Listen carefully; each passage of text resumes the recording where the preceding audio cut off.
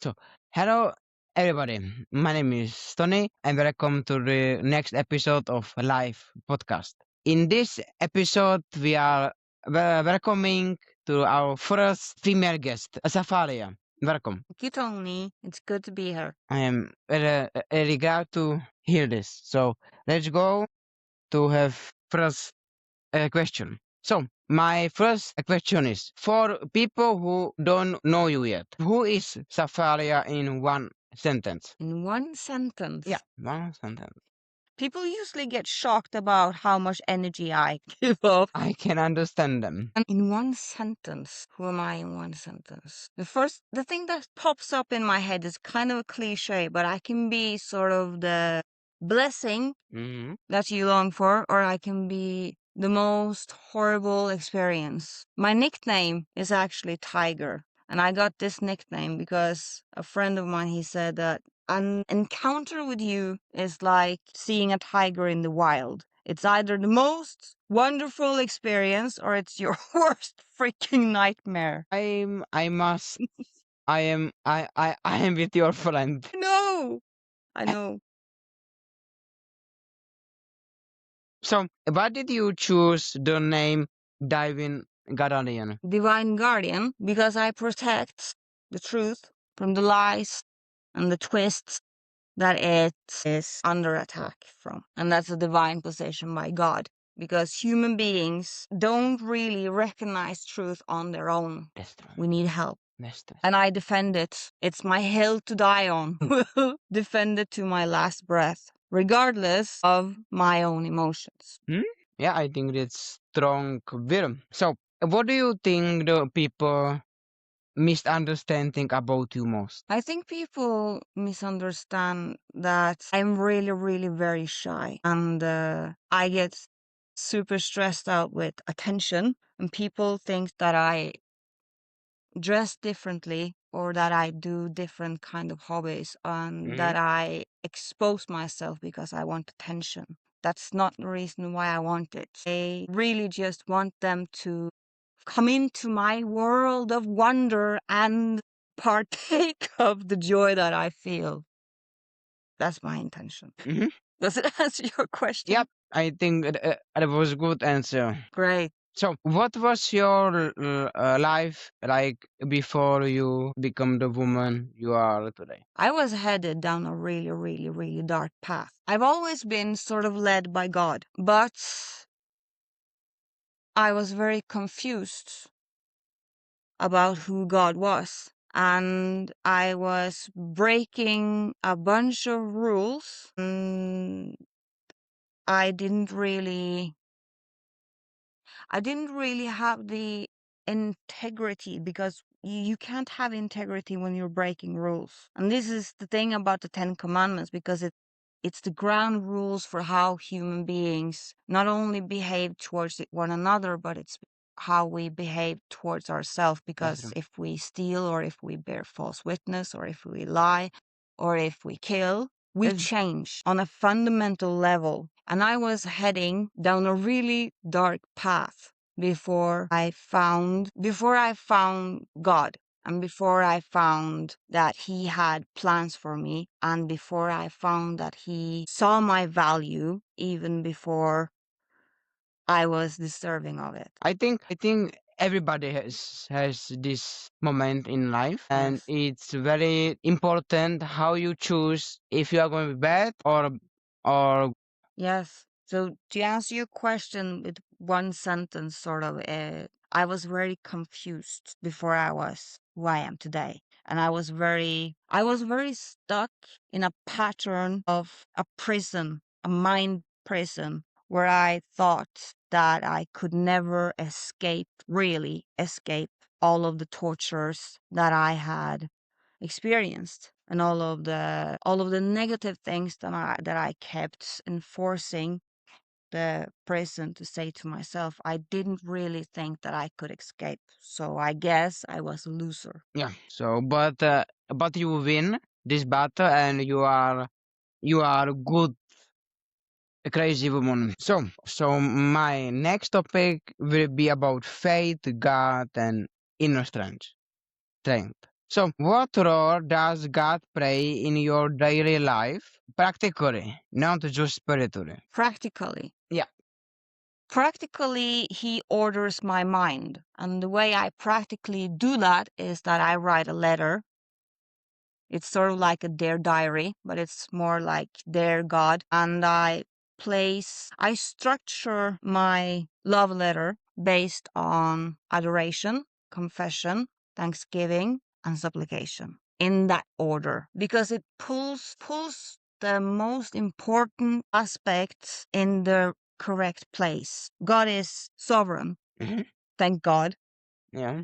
Because if I'm sovereign, then my emotions rule. Hmm. This is the most destroying thing. For if I have a good day, it's kind of okay, but if I have a bad day, then my emotions destroys my future. So I need to place God at the top, and I need to remember who God is, and I need to repeat this every single day because it structures my mind and it allows my mind to be renewed, and it allows me to be renewed from the inside. It's kind of like when you break the slave mind, because Hmm. when you wake up in the morning, you are a bunch of potential. You have a 50-50 chance for a wonderful day, and you have a 50-50 chance for a horrible day. That's true. And you need to choose that potential, and you need to use it properly, and you need structure in order to do that. So that's God. That's true. So, what was your biggest moment where faith saved you or changed you? When he taught me what value actually means, that value is an equation, because I've been searching all my life to understand value, like the value of you, the self value. Hmm. And I haven't been getting any good answers to it. And he said something that was so profound because he said that value is an equation in regards to how easy this is to obtain. That's the value it has. So if something is hard for you to do, it has great value. That really changed my life because I was begging God for an answer. I was suicidal at this point because I couldn't see any sort of value in me at all. And I didn't, and I remember I said, I don't even understand the term value. So how can I ever be fixed? And I found this. It's a definite answer to my direct prayer because I was desperate. I needed to understand what value is, and I found emergency meeting. And I don't remember which one it is, but he discussed it. Yep. Yeah. And I got that equation, and I could see that all the hard things that I had been doing all my life were not something that just were slipping out of my fingers, and it was not for nothing. It made me something, but I couldn't see it yet because my perspective was tainted by my own prisoned mind, slave mind, Hmm. because I had learned to see myself through people who had really no love for me, you know? Hmm. I know. I know. So Yeah. that point really changed my life. Very interesting. So, how do you stay strong when lives feel heavy or unfair? The first thing I do is tell my boyfriend. I would love to say that it's something that I do that's in me or something, but to really give you a great answer is that you always search something that is stronger than you. When you're a child, you run to your father. If you've been hurt by someone, you run to your friend, or you run to someone who is like your safe place, and Yeah. he is my Yeah. safe place, Understand. Yeah. and he's my shield against the world. So I go crying to him and I say, "This wild." And the good thing about that is that all my frustrations, even if they come out being over the top, which they usually do when I have a lot of emotions behind it, they can explode in sort of a safe environment. And also, he helps me to shape my response. So I have a trusted response for the situation that is in Yeah. hand that is functional, because when I'm upset, my perspective completely changes. And when I'm really upset, I become a completely different person. My generosity, my kindness, my sort of let everyone has a good place and love everybody, all of that goes out the window. And I can be really, really mean. So you need a safe place and you need some good Mm-hmm. guidance to draw strength from to stay strong. Yeah, I hope your boyfriend is very strong and very big person because I think He's going very, very, very strong. but you are like a vampire. You just suck it. I'm sorry. I No, don't mean to suck energy. no, that's everybody need to suck energy sometimes.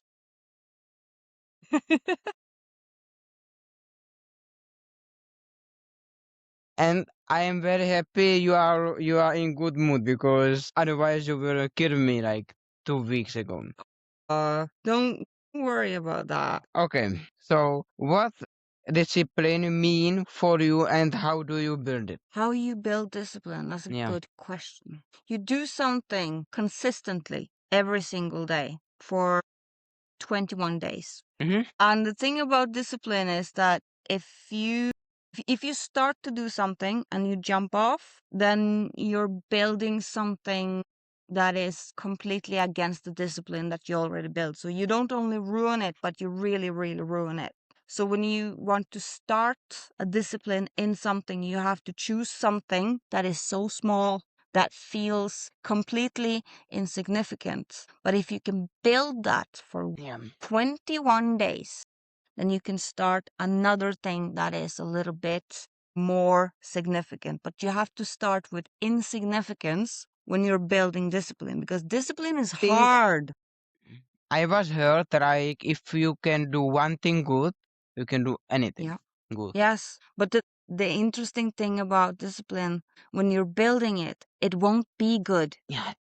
And it will put something so clearly in your face that you shouldn't be doing this, but this is the enemy talking. You need to learn to discern how the enemy talks Mm-hmm. and how you talk, because they merge and they sort of sound the same way. That's true. That's why you need to start with something that is so small and so insignificant, and you will still get heat from it from the enemy. Don't make my mistake, because you will start to tell yourself it doesn't really matter, but you need to just sit down and decide. It's like Yeah. when and that teaches you to be faithful also, because discipline and faithfulness, they go actually very much hand in hand. That's true. That's I think that's very true. Do you have something what can our like listeners can do?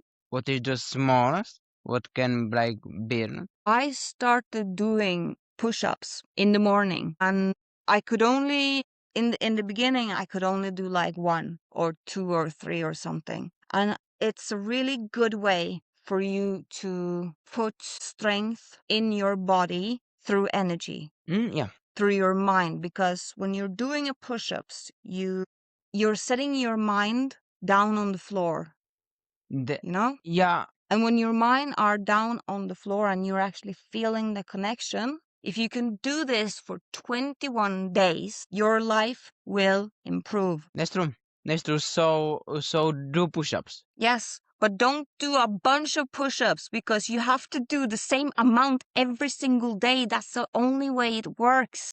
So Mm-hmm. you have to put your number low enough for you to do it on your worst days. Now, this is a very sensitive place, because if you fail just one day, you ruin the whole connection with the consistency. Yeah. So you have to allow yourself to do something faulty. You have to allow yourself to do something that looks so silly and looks so Yeah. stupid and looks so small, but it will build you. How many push-ups do you can do right now? I don't know. You want to see? Next video will be on push-ups. This is interview, not but yes. So if you want to see It Serafia depends. doing push-ups, give like and give like how many you think she can do in comments. So yeah. Hard. So what my like building discipline, I play chess every day, so many games. Yeah. Interesting. Yeah. Like yeah, and I know this is not easiest to how to can build discipline. It's not easiest, but It's not, it's not absolutely not. but it's a very good way. So you play chess every Yeah, single day. yeah. Wow. I play chess Impressive. for I have a streak and I play chess for I need to I play chess for 800 of 45 a day. I play chess every day. Oh, wow. Every day. Is here? I don't know if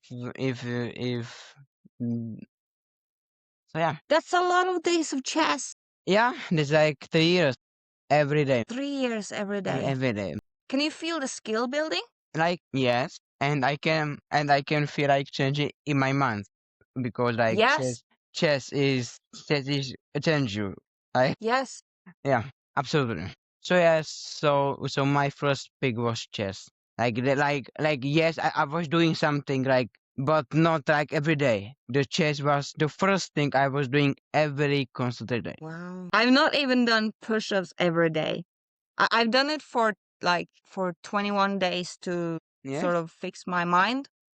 It's really, really hard. But the first thing I've ever done every single day is write letters for God. that's And that helped. That changed my mind enormously because it put me when you fix your mind on God, you you are putting your focus away true. from your situation. That's true. And it gives you a perspective when you come back to your situation again. You bring God with you into that situation. And then it's not impossible anymore because when you're faced with like really dire straits, Mm-hmm. what is so destructive is the fact that you understand that this is the end of the line, sort of your own understanding. You don't know how to push past this, and you get faced with your own incompetence. Without God in it, you just fall to pieces. That's true. That's true. So like anybody who listen and have problem with discipline, you don't have to be like me, like maniac who is gonna play like everyday chess for 3 years. You can do something like push-ups or like anything. You need to just start Yeah, somewhere. yeah, If you're lost, you need to start somewhere. yeah, You need to start somewhere small. If yeah, you feel not so lost, you can start a little bit bigger, but you have to remember, you have to do it. yeah. You have to 21 do it days, every single or day. like If you miss a day, maybe 3 years. then it's gone. Yeah. Yeah, yeah, that's true. So like, yeah. So do something. That's most important thing. Do something. Yes. But like, do something who is healthy. Not like you are gonna sit on the TV and eat chips. Mm-hmm. Everybody can do that for 21 days. Everybody can do that Of for course, of 21. course. And also, I got a little bit of revelation Mm. doing my training in the gym. Mm-hmm. So a little bit of confession. I've done a few bad things in my life, not towards other people but bad for my body. Oh, okay. We are And I listening. real We are listening.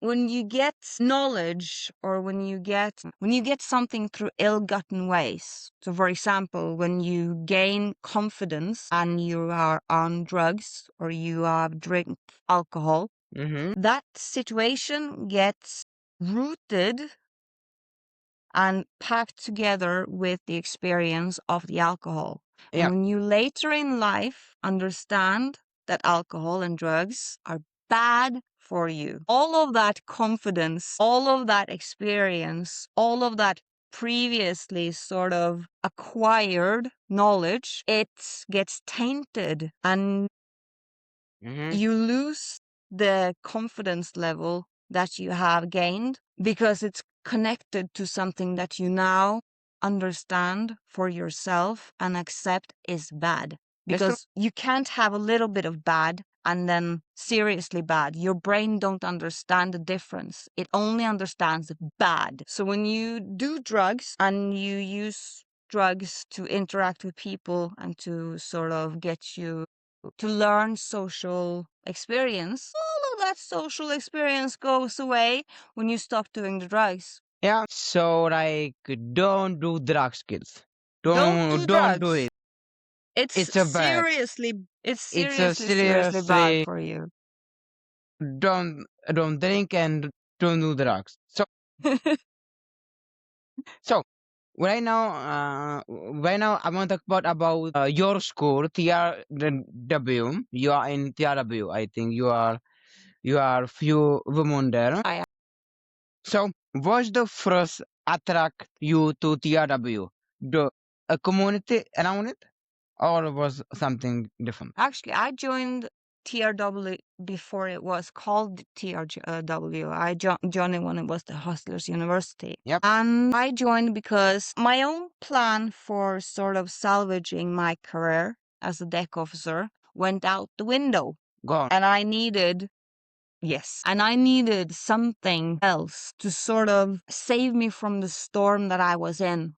I was so lost and I had no idea what I was going to do Mm-hmm. next with my life. And it had to be something. And at that time, I was really just looking for direction. And once again, I prayed to God and he dumped Andrew Tate in my lap. And to tell you the truth, I got scared because he's so charismatic and he's Yep. so intense and Yeah. he's so charismatic that I got scared. And I How did you join TRW change the way you think about life and success? how joining TRW changed my way of thinking about life Life and like it's success. was Like, last yeah, word. like as another a question.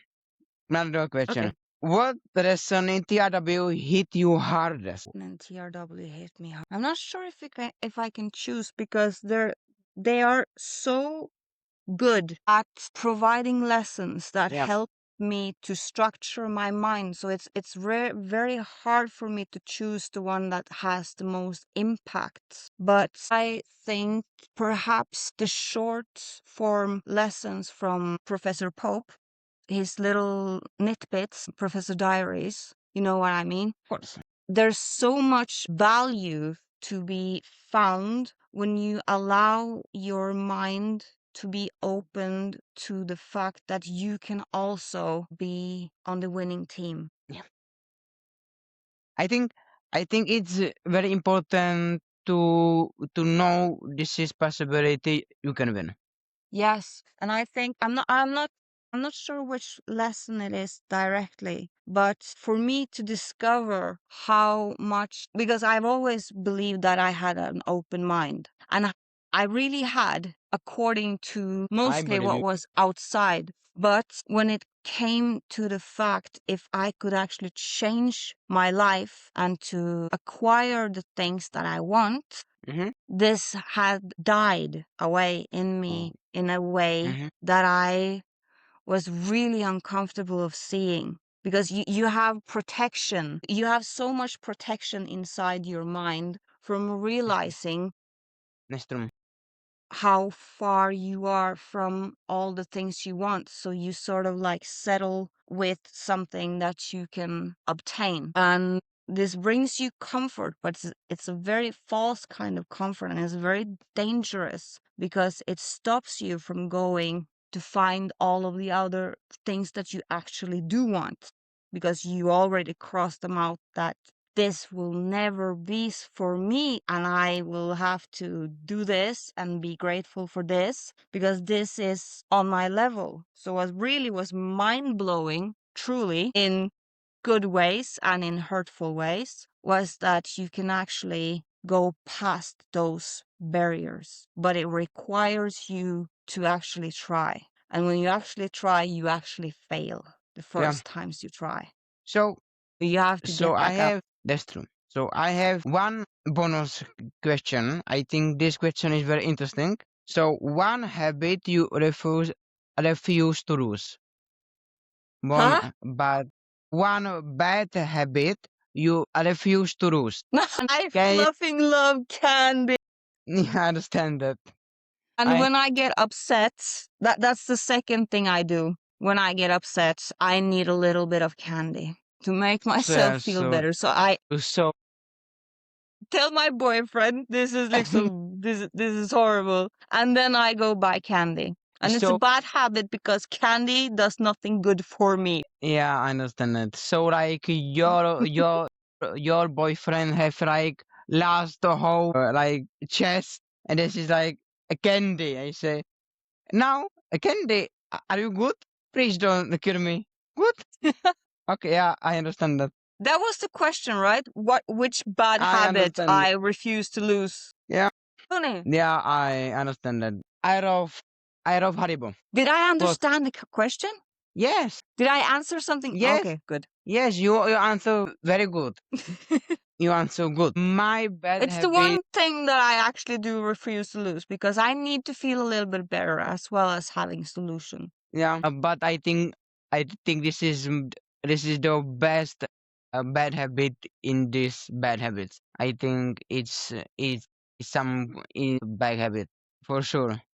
Like you can be like I don't know like drinking or like doing drugs Nah, no more. or got these bad habits. So final a question: what is one truth people avoid but they need to hear? That men and women are truly different. We have to stop perpetuating the lie that we can do the same things. I'll explain because I was just about to leave today my house and go to the gym first and then have this podcast with you. My dog, her name is Chaos, and Yeah, she truly is chaos, nice name. was guilt tripping me so hard that I was this close to change my plans. And remember now, my plans would have changed not only my own direction, but it would have been resulting in a bad result for you as well. Because I was this close to renege on my own duties and my own agreements Mm-hmm. because she was guilt tripping me. So in that moment, she is influencing me so hard that she's convincing me that it's a good idea to break my agreement and to do something that would lead to disaster. And this is something that is interesting about women because Mm-hmm. we are very susceptible to influence. We don't have that barrier. We don't Mm-hmm. have that this will That's true. be good for me, this will be bad for me difference that men do. And when we are in charge, truly in charge, we don't Mm-hmm. perform as good leaders. We can be very good supporters. We can be very good at using our emotions to influence. But when we are the party that makes the plans and that executes and that makes the decisions, we are so susceptible for our own emotions to push us this way or Mm-hmm. this way. Just ask Yeah. any girl when her boyfriend disappoints her. She hates him. And she hates him like Yeah. 100% because all of the things that he has ever done for her gets blown away like the wind when that one thing that disappoints us comes into focus because we laser focus on that one point and it Yeah. That's true. pulls away the reality. And That's when true. we don't understand this, we don't understand that we are fundamentally different. Different. Yep. Women has emotions. Mm-hmm. These emotions can be weaponized Yeah. on by outside sources that Yeah. has That's true. every single reason to create problems. That's true. Women have power, a different kind of power, Yeah. and we need to learn how to respect that power and to keep it in the places where it's supposed to be. Yeah. And this is a conversation that people don't like to have because Yes. we like to think that everybody can be in charge and everybody can Mm, do this and everybody can do this. And it's really not healthy. it's not, absolutely not. It's making the whole society sick. Yeah. Yeah. We are sick. And it is creating war where it's supposed to be peace. And it's Yeah. creating oppositions where it's supposed to be allies. Yeah. That's true. I think this episode was good. Thank Yes. you for your time. Thank you. What? Okay. Okay. So this was, and please comment, like, share. This can help algorithms. And Questions. this was I Tony. love questions. Yeah. Yeah. And ask a question. Ask anything you want. And if we are doing part 2, we can answer it for sure. So thank you for your time, and I will see you on another episode from live podcast. This was Tony from Next Move Only, Serafia. and and so bye guys, and have a good night. Bye. Bye.